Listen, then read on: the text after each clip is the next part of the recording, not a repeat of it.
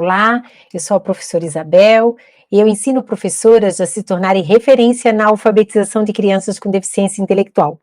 Estamos na série Professoras de Referência na alfabetização de crianças com deficiência intelectual. Só vamos dar uma arrumadinha aqui na nossa câmera. O nosso tema de hoje é: essa é a maior barreira para alfabetizar uma criança com deficiência intelectual. Do que eu estou falando? Que barreira é essa? Olha, quando você olha para uma criança com deficiência intelectual, o que você vê? O que você quer saber primeiro? Vamos pensar que você é professora da sala de aula, vai vir uma criança nova para a tua sala de aula, ela é neuroatípica. O que você vai querer ver primeiro? Sabe isso que você quer ver primeiro? É a sua primeira barreira. É o que você tem que superar. Porque sabe qual é o seu desejo? Ver o diagnóstico. O que essa criança tem. Entendeu? O diagnóstico, para muitas professoras, é como algo definitivo. Então, você vê, olha, ela é TEA, não verbal, tem comportamentos estereotipados, não está alfabetizada. Opa! Aí pega o diagnóstico e ainda está escrito, tem problemas de abstração, de comunicação, de controle inibitório, planejamento, execução. O que isso tudo traz para você? Uma barreira, né? Aí você se tranca ou tranca o seu olhar dentro desse diagnóstico. Aí esse diagnóstico é como você se trancasse dentro de uma caixa. Ou trancasse a criança com deficiência intelectual dentro de uma caixa. E essa barreira, ela fica intransponível. Agora, se você começar a aprender a ver além do diagnóstico, ou seja, fora da caixa, adaptando algumas metodologias e oferecendo recursos adicionais para essa criança poder aprender a ler e poder aprender todas as outras coisas da escola, você então transforma a vida dessa criança com deficiência intelectual, TEA, TDAH e tantas outras com dificuldade na aprendizagem. Eu quero hoje apresentar, no mínimo, 2 barreiras que impedem a criança com deficiência intelectual de se alfabetizar, certo? Uma delas é o diagnóstico, mas eu quero que a partir de agora você pegue lápis e papel. Eu quero apresentar uma barreira que está impedindo as crianças de se alfabetizar, as crianças com deficiência intelectual. Essa barreira é quando você pensa que a criança com deficiência intelectual não se alfabetiza porque ela é muito agitada, porque ela não para no lugar, porque ela tem comportamentos estereotipados, por exemplo. Olha, se você fica grudada no laudo, como eu falei, presa, ligada, certo? Você vai ter dificuldades em lidar com essa criança. Provavelmente, você já escutou algumas pessoas falar assim: ele não aprende, porque ele é laudado. Você já ouviu isso, né? Parece até um poder grande, né? Falar essa palavra. Eu tiraria essa palavra do meu vocabulário. É fundamental que você saiba que o laudo não pode ser uma barreira, mas a busca de uma alternativa diferente para alfabetizar essa criança com deficiência intelectual. E nesse caso, se você ficar grudada no laudo, você vai construir uma barreira. Olha, eu vou dar um exemplo claro. Vamos pegar uma criança do 3º ano, TEA, totalmente desregulado, não para, grita, joga as coisas, agride. Tem uma acompanhante que leva ele no banheiro, que dá comida na boca, que abre a lancheira. É uma cuidadora. A criança não faz nenhuma atividade. Por isso o caderno nunca vai para casa. Tá? Então esse é o cenário. Eu acho que esse cenário é conhecido por muitas de vocês. Beleza. Então, isso tudo se torna uma barreira. Porque quando você dá comida na boca de uma criança que está com 9 anos, quando você deixa ela fazer o que ela quiser, quando ela grita e esperneia dentro da sala quantas vezes ela quiser, isso acaba sendo mais um tijolinho para a construção daquela barreira. É como se para você fosse um alívio, né? É laudo, ele tem laudo, é laudado, ele é TEA, está aqui para só se socializar. Então isso se torna uma barreira. Agora, o que pode ser feito de modo emergencial para regular o comportamento dessa criança antes de você iniciar a alfabetização. É essa a dica que eu vou dar agora. Então, escreva tudo ou entre no grupo do WhatsApp para receber daqui a pouco já essa dica, tá? Então, assim, ó, primeira coisa, crie uma rotina. Crie uma rotina, certo? Porque é muito importante que essa criança tenha uma rotina. Um passo a passo com tudo que você vai fazer com ela na sala de aula. Isso chama-se previsibilidade.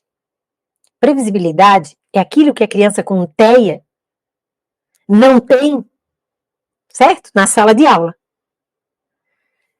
Aí, se ela não tem, ela realmente vai ficar completamente desregulada. O mundo da criança com TEA, ele é totalmente organizado. Muito mais do que você pensa.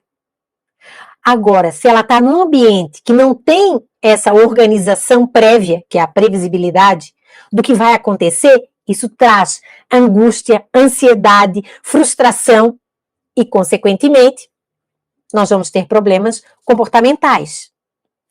Aí, veja bem, o laudo não pode deixar você com esse tipo de alternativa aqui que eu vou falar, que é as alternativas que a escola hoje põe para essa criança com TEA não verbal. Tira o menino da sala para ficar um tempão brincando no pátio ou andando na quadra de um lado para o outro. Ou deixa essa criança só 1 hora por dia na escola. Ou deixa ele fazer o que ele quiser, rodando pela sala, rodando no chão, mexendo no brinquedo. Essa descrição é bem conhecida por você, né? Então, você tem que organizar a rotina. Se você estabelece a rotina, um passo a passo para essa criança, ela vai se alfabetizar. Ela vai desejar estar dentro da escola. Então, você tem que fazer um varalzinho, onde você vai pendurar, né?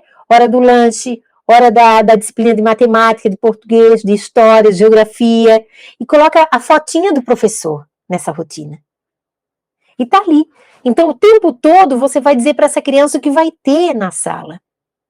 Ó, agora é tal hora, agora nós vamos ter a aula de português, mas já tá tudo lá, é previsível. E você pode até antecipar, dizer, amanhã, né, nós vamos ter tal coisa. Certo? Então, isso é a fórmula da previsibilidade. Essa fórmula eu vou mandar para vocês que estão no grupo do WhatsApp. Quer ver? Vou dizer agora o passo a passo. Vamos pensar que essa criança, ela tá tá impossível dela ir para a escola. Não dá. Ou então ela vai chegar nova na escola. Então a gente vai aplicar a fórmula da previsibilidade. Ela é aplicada durante 1 semana. E é na casa da criança. Ou seja, quem vai aplicar é a mãe. Certo?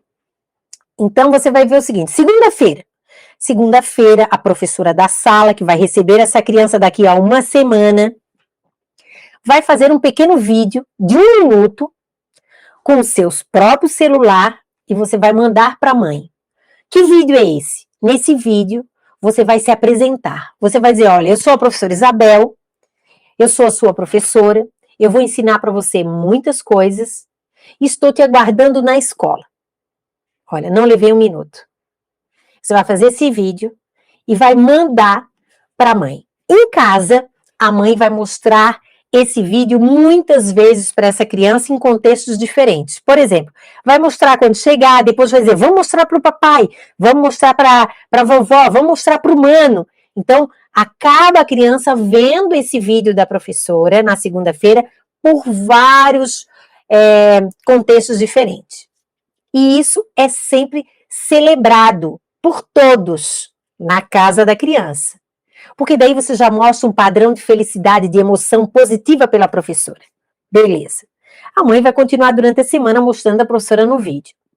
Terça-feira, você que é professora vai fazer um outro vídeo. Nesse vídeo você vai mostrar a sala de aula, com as crianças sentadas, cada uma no seu lugar, e uma carteira para esse aluno, TEA, com o nome dele escrito, e essa carteira vai estar vazia. E no vídeo, você vai dizer o seguinte, olha, essa aqui é a sua turma, mas não mostra cara a cara das crianças, só mostra o geral. Essa é a sua sala, sua turma. E quando você chegar, você vai sentar nesse lugar. Olha aqui o seu nome. Estamos todos te aguardando. Beleza. E isso a mãe vai mostrar na terça-feira e fazer o mesmo processo, celebrar, mostrar para todo mundo. Beleza. Quarta-feira, a professora vai fazer um outro vídeo. Só que agora você vai mostrar os espaços principais da escola. E aí você vai dizer: olá, fulano, hoje eu quero te mostrar a sua escola. Aqui é o parque, no parque nós vamos brincar todas as quartas-feiras, e aqui nós ficamos das 2 horas até as 2h45. Depois nós voltamos para a sala. Aí ela vai dizer: olha, aqui é a cantina, onde a gente pega o nosso lanche. O lanche é de tal hora a tal hora.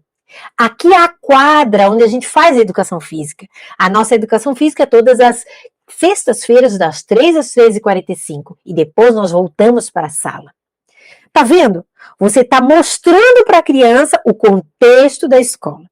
Manda esse vídeo para casa, a mãe vai durante a semana mostrar esse vídeo para a criança. Quinta-feira, mande uma foto de todos os colegas com o nome embaixo. E peça para a mãe mostrar e falar o nome de cada colega. Porque a criança vai se familiarizar, né, com o rosto, com a fisionomia de cada coleguinha. Na sexta-feira, você vai mostrar a rotina da sala, a rotina da segunda-feira, porque na segunda-feira ele vai chegar. Então, você vai mostrar a rotina. Olha, na segunda-feira, nós vamos entrar na sala, aí mostra o papelzinho. Nós vamos recolher as agendas, vamos fazer a chamada, vamos ter... E aí você vai fazer a sua rotina e mostrar no vídeo para essa criança. Na segunda-feira, quando essa criança chegar na escola, ela deve ser recebida pela professora, porque é a mulher que está no vídeo. A voz que ela conhece é da mulher que está no vídeo, não é da auxiliar. Se você quiser mandar um vídeo também da auxiliar, é bem-vindo.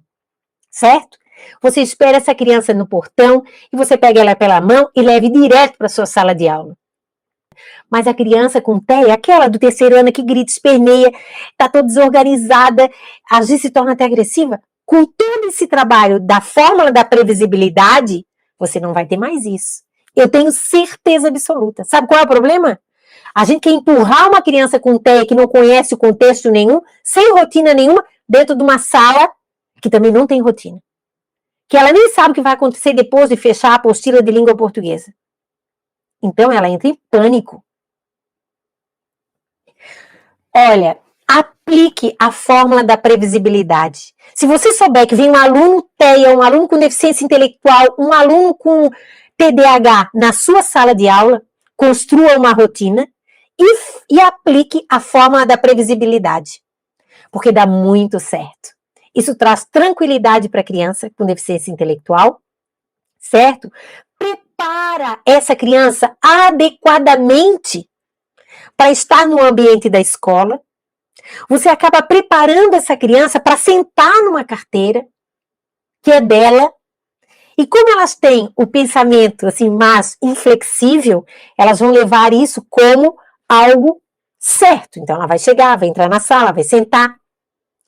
Ah, será que isso funciona? Funciona. Já apliquei com vários alunos e o ano passado eu apliquei com um aluno e esse ano eu apliquei com um aluno novo. E hoje ainda eu fui ver e perguntei: como é que tá o fulano? Tá ótimo. Tá ótimo. Senta no lugar dele, faz as tarefas, respeita a rotina. E era uma criança que não podia chegar no portão de uma escola. Entrava em pânico. Entendeu? Então, assim, ó, dá certo. Dá certo. Não se grude no laudo. Porque o laudo é uma barreira. A gente tem que encontrar uma estratégia para quebrar essa barreira. Se você trabalhar com previsibilidade, você vai quebrar todas as barreiras comportamentais de uma criança com TEA ou TDAH. Eu tenho certeza disso. Por quê? Porque o gurizinho já sabe o que vai acontecer. Isso vai trazer tranquilidade, felicidade. Isso pode ser feito por você, sabia? Aplique essa fórmula. É viável, tem evidências científicas, certo? Assim, ó, o sucesso da criança com deficiência intelectual na escola depende de algumas coisas, tá? Primeiro, de estratégias mediadas. para ensinar essa criança a pensar, de adaptações curriculares e de rotina estabelecida com previsibilidade, que é o que eu falei aqui. Então, quebrar essa barreira que você colocou porque a criança tem um comportamento inadequado no teu olhar, porque depois nós vamos aprender por que ela tem esse comportamento, né? Em outro momento, em outra live. Ela não nasceu agressiva, ela não se tornou agressiva. Talvez esse comportamento não seja nem agressão, mas você vê como uma agressão, né? Mas isso é tema para um outro encontro. Então, assim, quebrar barreiras é organizar o espaço onde a criança vai permanecer. Se você não trabalha com previsibilidade, a alternativa que vai sobrar é você colocar essa criança no pátio da escola, você dizer para a mãe, não, é a adaptação, vamos adaptar, é 1 hora por dia, e fica o ano inteiro assim, a mãe sai de casa, leva 1 hora para chegar na escola, deixa a criança 1 hora, já fica ali para buscar ela, para levar. Que é isso, gente? Isso aí não existe. Quer dizer, existe, só que não deveria existir, tá? Então, trabalhe com previsibilidade, vai ajudar 100%, 100%. Agora, uma grande barreira que também te impede de alfabetizar uma criança com deficiência intelectual é a pedagogia da negação. Olha, você pensa assim, essa criança não vai aprender. Imagina, ela não fala, não tem atenção, não guarda na memória, não se concentra, tem problemas nas funções executivas. Você às vezes nem viu o diagnóstico dela. Foi só aquele que a gente chama o pseudo conceito que você tem, né, da criança com deficiência intelectual, ou com TEA, ou com TDAH, seja o que for. Então você começa a botar, não faz isso, não faz aquilo, não fala. Então o que acontece? Você já começa a negar qualquer possibilidade que essa criança tenha. Então, e aí tem uma coisa importante, diante de tudo que você já estudou na universidade, que não te ensinaram como mudar essa situação, você vai chegar à conclusão que essa criança só vem para a escola para se socializar. Ela não vem para aprender nada, só para se socializar. Mas, se você tem essa ideia construída, isso é o maior equívoco que você está cometendo. Pedagogicamente, é um equívoco pedagógico. Certo? Porque as crianças com deficiência intelectual, elas aprendem. Elas se alfabetizam. E eu quero te dizer que nós temos várias evidências científicas que dizem o contrário, né? Então aqui, por exemplo, o professor Harvey Fierstein, ele diz que todas as crianças com deficiência intelectual, todas, têm condições de modificar a estrutura e funcionamento cognitivo. E alfabetizar, a gente muda a estrutura e funcionamento cognitivo. Vygotsky, que vocês estudaram, fizeram prova e nunca souberam como colocar em prática. O Vygotsky diz que nós temos uma zona de desenvolvimento potencial. Potencial, então, todo mundo tem um potencial para ser desenvolvido. Qual é o potencial que você está desenvolvendo na sua criança com deficiência intelectual, TEA e TDAH? Qual? Stanislav Lem, ele fala o seguinte, existe uma área específica no cérebro, do lado, no hemisfério esquerdo, onde qualquer pessoa, quando você ativa essa área, qualquer pessoa aprende a ler. Beleza? Aí, na escola, o que acontece? Você só trabalha o lado direito. Né? Você só estimula o lado direito, que todas as tarefas dadas para as nossas crianças durante o período da escola, cobrir pontilhado, fazer ligamento entre uma palavra e um desenho, completar as letras da palavra que estão faltando, trabalhar várias vezes a palavra inteira, trabalhar com o abecedário, tudo isso estimula o lado, direito. Então, você planeja, selecione uma atividade e ativa o lado errado do cérebro e a criança não vai aprender a ler. Segundo, outra coisa, Fernando Capovilla, um estudioso, nosso aqui brasileiro, uma pessoa maravilhosa, ele diz o seguinte, até as crianças que não verbalizam podem ser alfabetizadas. Beleza? Berlinda Castilho, ela tem um método todo estruturado, assim como tantas outras, tem métodos estruturados só para ensinar crianças a aprender a ler. Ivan Esquerdo, ele fala o seguinte, é possível guardar na memória tudo que se aprende. Então, se a criança não aprendeu direito, ela não vai guardar na memória. E tem gente que diz, vamos repetir várias vezes para guardar na memória. Só se coloca na memória só se guarda na memória aquilo que se aprendeu. Se a criança no outro dia não lembra o que você ensinou, então o problema não é dela, é seu, que você não usou a metodologia adequada. Infelizmente, eu sou obrigada a dizer isso. Roberto Lente, ele fala da plasticidade cerebral. Nosso cérebro tem uma capacidade enorme de modificar a sua estrutura. Gente, só com esses autores, se você tivesse estudado essas pessoas, na sua pedagogia, você já teria quebrado metade dessa barreira. Porque você ia saber que isso é possível, você só não ia saber como fazer isso na prática. Entendeu? Então nós temos muitos outros autores, e todos pesquisadores, neurocientistas, que estão reformulando essa ideia de aprender, mostrando uma roupagem mais positiva sobre a criança com deficiência intelectual. E ó, graças a Deus, você só precisa mesmo saber como fazer isso, como colocar isso na prática. Entendeu? E é isso que você tem que fazer, você tem que colocar a sua energia nisso. Então, veja bem, a sua criança com deficiência intelectual, ela aprende. Essa pedagogia negativista, né? A pedagogia da negação, que diz, não, ela tem um diagnóstico, ela tem um laudo, ela é TEA, ela é síndrome de Down, ela não aprende, ela tem uma deficiência intelectual, ela não aprende. Acabou. Isso é até feio de você dizer. Não diz mais isso, porque é feio. Quem entende vai dizer, essa pessoa não entende nada. Então não fala isso. É mais fácil você dizer, ó, eu sei que ela aprende, eu só não sei como fazer isso na prática. Aí sim, você vai mudar o seu discurso. Aí você tem que colocar sua energia em aprender como é que faz para ensinar uma criança com deficiência intelectual. Então, temos barreiras? Temos. O diagnóstico é uma. Saber que essa criança tem a deficiência intelectual é outra. Né? Não estudar o conteúdo atual é outra barreira. Certo? Então, assim, ó, nós temos muitas barreiras. Já eu ia falar 2, mas já falei 3.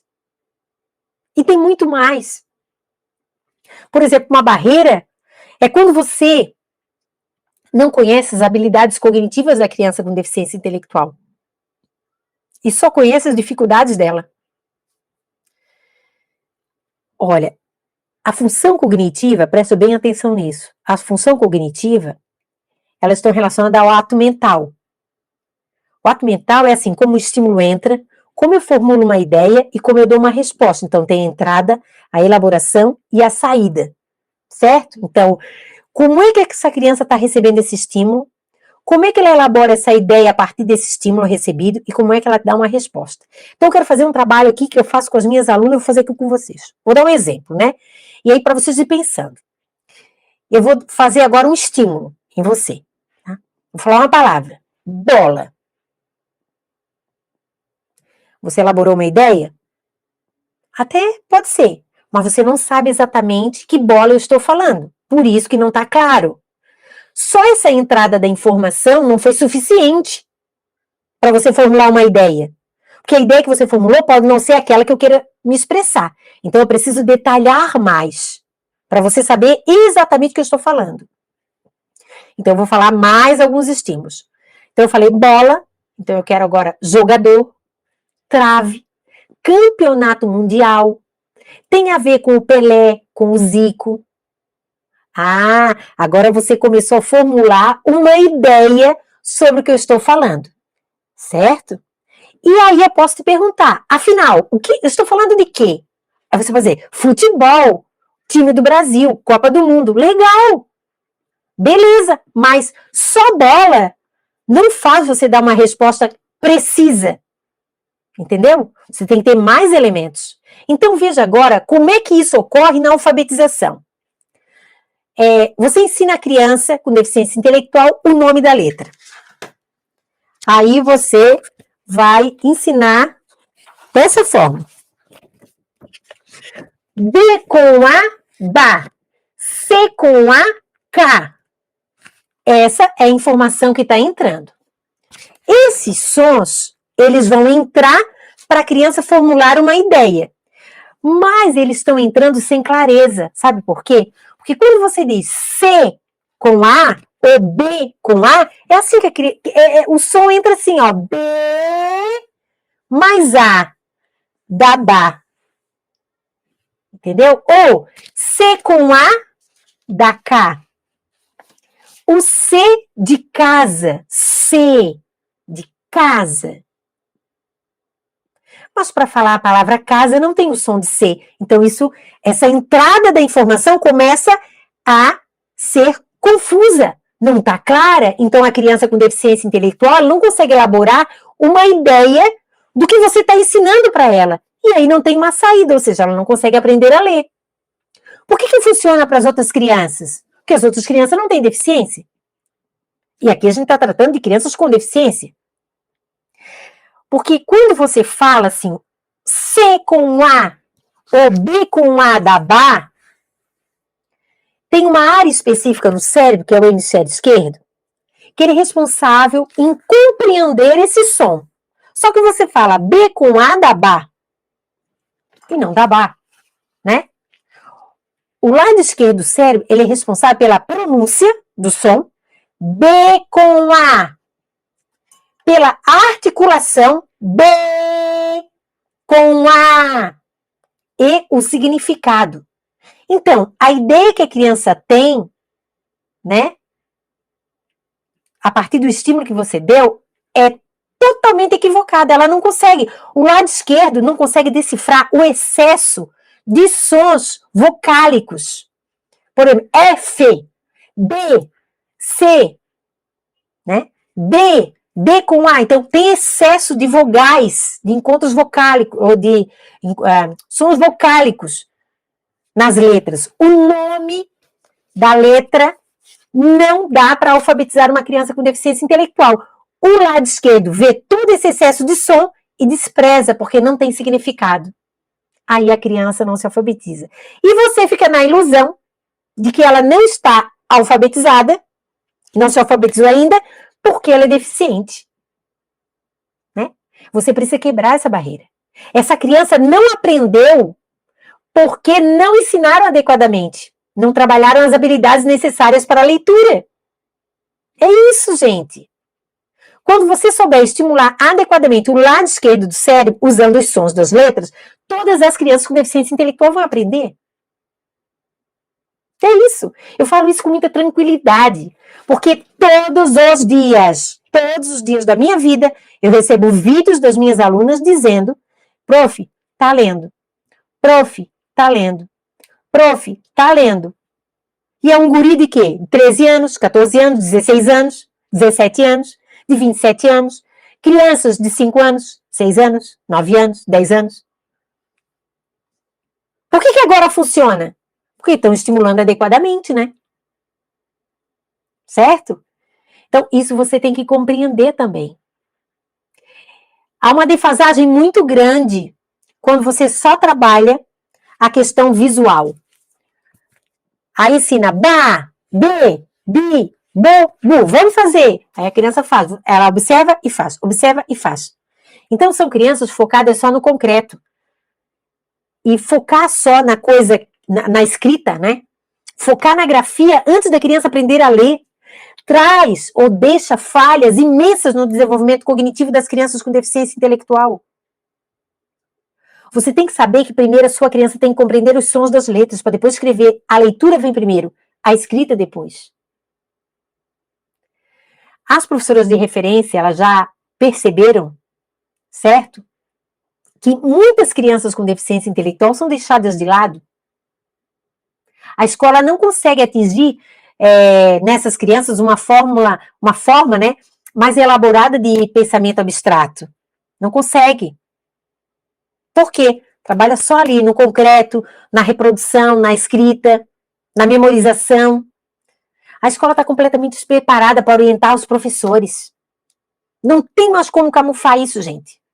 Se você que está me assistindo é coordenadora de uma escola, você sabe que o que eu estou falando é verdade. Não tem ninguém para orientar os professores. E as professoras fazem o que elas podem. Ninguém pode fazer aquilo que não sabe, mas quer aprender. Né? É isso que é a angústia maior. A mediação cognitiva é esse trampolim que você precisa. Tá? É o trampolim. Quando você iniciar a mediação cognitiva, o cérebro da criança com deficiência intelectual vai ser capaz de criar um caminho alternativo. Então, a minha ideia é que você consiga se libertar das barreiras que dificultam a alfabetização da criança com deficiência intelectual, diminuindo assim as desigualdades de oportunidade no acesso, permanência e sucesso dessa criança. E você não pode mais conceber a pedagogia da negação e nem recrutar adeptos, né? Recrutar adeptos a essa negação, que negam a possibilidade dessa criança aprender a ler. É necessário mudar os nossos modelos, quebrar os paradigmas que a gente fala, né? Porque uma coisa é certa, se a criança for desafiada a pensar, for estimulada adequadamente, você souber trabalhar a questão sensorial das crianças, porque as crianças com TDAH e TEA, elas têm um problema gravíssimo, sensorial. Então, se você colocar dentro da sua prática pedagógica momentos para trabalhar a questão sensorial, o ganho para essas crianças vai ser enorme. Enorme. Então, é um conjunto de coisas mesmo, há um conjunto de coisas que devem ser feitas, né? Eu não posso ficar agarrada ao laudo, eu não posso ficar agarrada às minhas ideias antigas de que uma criança com deficiência intelectual vai ser uma bobona pro resto da vida. Não. Não. Olha, vamos quebrar essas barreiras. Olhar para um futuro melhor para essas crianças com deficiência intelectual. Elas merecem isso, tá? Eu quero dizer uma coisa para você. Você tem o poder de mudar a vida das crianças com deficiência intelectual. Com dedicação, paciência, criatividade, nós podemos ajudar essas crianças a superar todas as suas dificuldades e alcançar o seu potencial máximo. Você não pode mais limitar, né, a criança pelas dificuldades que você percebe que ela tem. A abordagem correta é você ter uma postura mais positiva, que dê acesso a essa criança de aprender a ler, ter o seu conteúdo adaptado. Isso é muito importante. A educação é um direito fundamental de todas as crianças, independente das suas habilidades. Como professora, é nossa responsabilidade garantir que cada criança tenha a oportunidade de aprender a ler. E isso não exclui, de maneira alguma, as nossas crianças que são neuroatípicas. A escola foi feita para isso. A escola, primeiro, você aprende a ler, depois você aprende tudo o resto. Isso é a felicidade de estar na escola. Essa é a função da escola. Meninas, um beijo grande para vocês e até o nosso próximo encontro. Tchau!